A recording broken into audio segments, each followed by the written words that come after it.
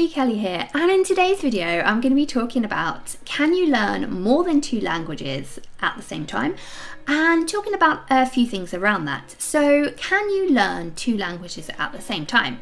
Yes, you can, and I am doing that, but I think it's very difficult. The first 2 things I think you need to consider are what are you learning a language for and what level do you hope to get to? So these questions are kind of linked to each other. I know a lot of people who say I've learnt 10 languages or I know 12 languages, and that all sounds very glamorous, but when you really look into it further, you realise that they can just say a few words or phrases in those languages, or they recognise those languages, but they're not fluent in those languages. And there's nothing wrong with that, but it's important for you to know from the outset what your goal is, because it takes a very different approach and a very different investment of time to be able to learn a language to get by as a tourist, say, and then to be able to get by as a native speaker or somebody living in a country. So it's important to know what your goal is.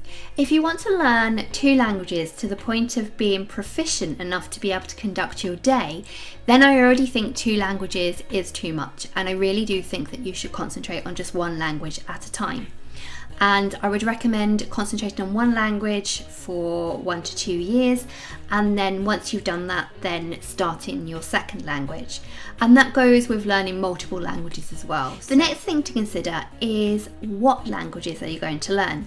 A lot of people think about learning 2 similar languages, and this makes sense, and I can see their reasoning and their thinking behind this. But from my own experience and the experience of people that I've coached, it's much more difficult to learn 2 similar languages because you run the risk of getting them mixed up. It's actually much easier to learn 2 languages that are very different from each other. So I'm learning Afrikaans and I'm also learning Spanish, and they are very different from each other. You almost use a different part of your mouth when you speak each of them.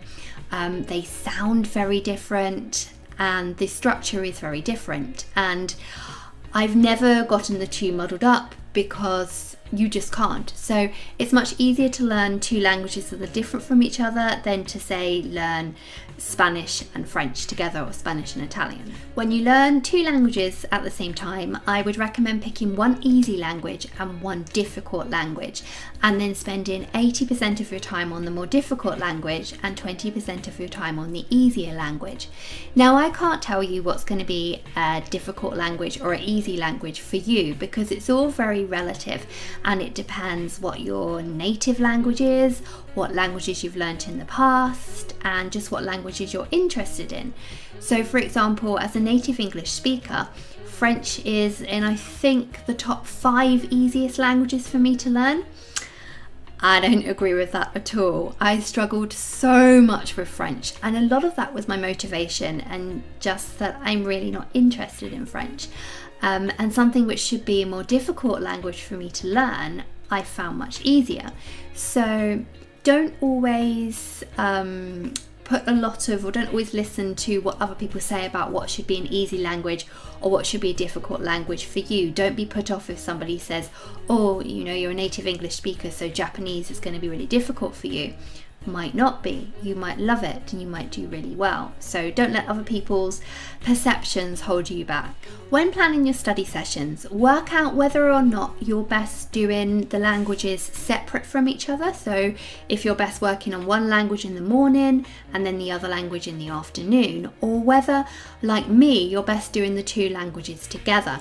I find because of the energy that I need and the concentration that I need for language learning, it's much better for me to have that concentration at one end of the day than it is for me to split that up, because I find it takes me a while to get into flow with the language learning, with the language study sessions. So if I then break that up, it's difficult to get into it again, whereas if I put the 2 together, it works really well, and both the languages are so different from each other that I've never gotten them muddled up. So it's also important to look at the activities that you're doing when you're learning the languages. So when you're learning 2 languages, it's important that you don't do writing in one language and then work on writing again in the second language on the same day.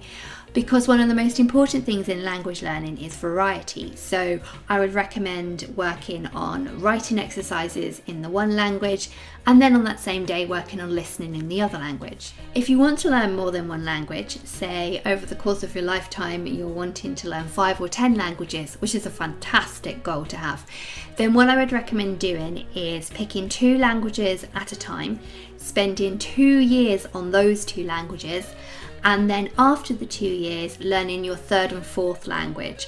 But when you're learning your 3rd and 4th language, it's important that you still put time into your routines to keep up the 1st and the 2nd language, to maintain them, because if you're not spending time on them and if you're not using them, then you're going to lose them. So I think I've talked about enough things to get you started on thinking about learning 2 languages. Like I've said before, I really don't recommend more than 2 languages at a time. 2 languages is already too much, and if you're wanting to learn a language to the point of being able to conduct your day and live in another country, then I would highly recommend just concentrating on 1 language at a time.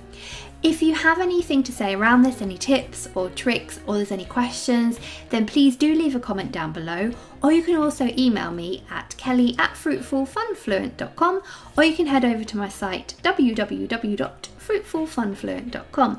That's everything for now, and I'll catch you on the next one. Bye for now.